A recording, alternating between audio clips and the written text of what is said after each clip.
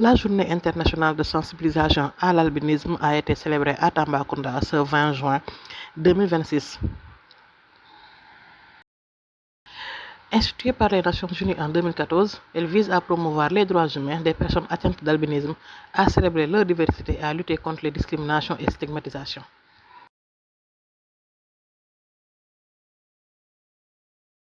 Une occasion saisie par la présidente Fatoumata Soumaré qui a fait un plaidoyer pour les albinos qui sont encore en formation ou en classe préparatoire et demander aux enseignants d'être plus intelligents et de veiller à ce que ces élèves puissent bien voir ce qu'ils sont en train d'apprendre. En effet, selon elle, les enfants atteints d'albinisme abandonnent l'école faute de bien voir ce que le professeur est en train d'expliquer au tableau ou l'intelligence de l'enseignant qui ne comprend pas que les albinos ont des problèmes de vision. Au niveau du comité régional multisectoriel de gestion du handicap. Donc c'est un plan qu'elle est en train de dérouler, l'activité d'aujourd'hui en fait partie. Les consultations ophtalmologiques et dermologiques en collaboration avec l'hôpital régional en font partie. Mais il y a d'autres activités qui sont prévues en termes d'accompagnement des autorités académiques et scolaires et des personnels enseignants pour la prise en charge de la spécificité de l'albinisme chez les enfants.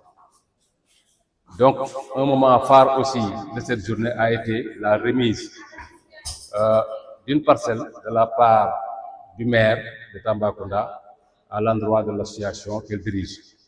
C'est un plaidoyer qu'elle avait porté depuis longtemps et comment dire, ça vient d'être réalisé. Tout à l'heure, on a procédé à la remise de cette parcelle-là que la mairie a octroyée à l'Union régionale des albinos de Tambacounda. Cette parcelle, c'est la destinée à la construction d'un centre de formation pour les personnes handicapées. Le centre sera construit en collaboration, en partenariat avec l'association qui a depuis longtemps accompagné les personnes handicapées, notamment en termes.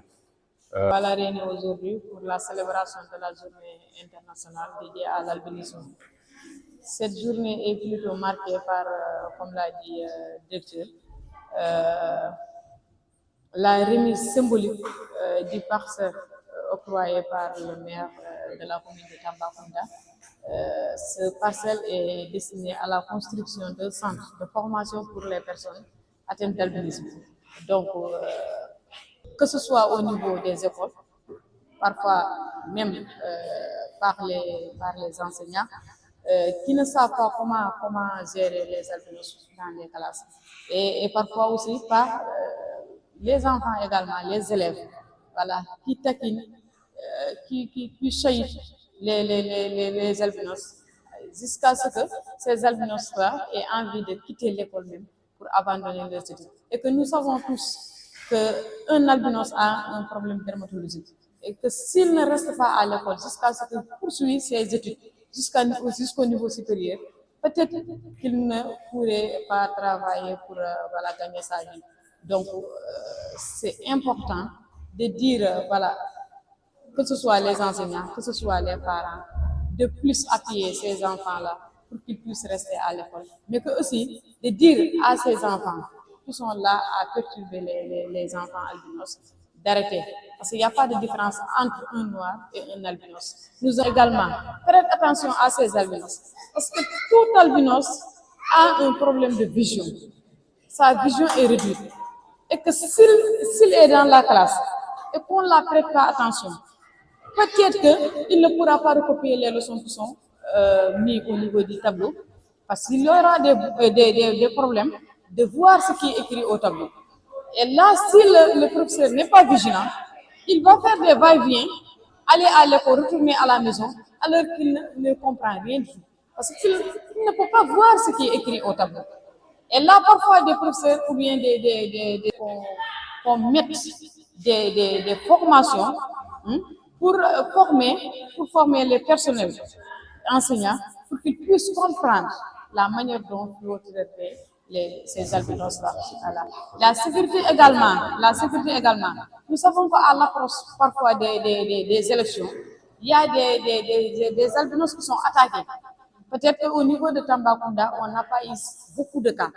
On a eu que un cas similaire ici au niveau de Tambacounda.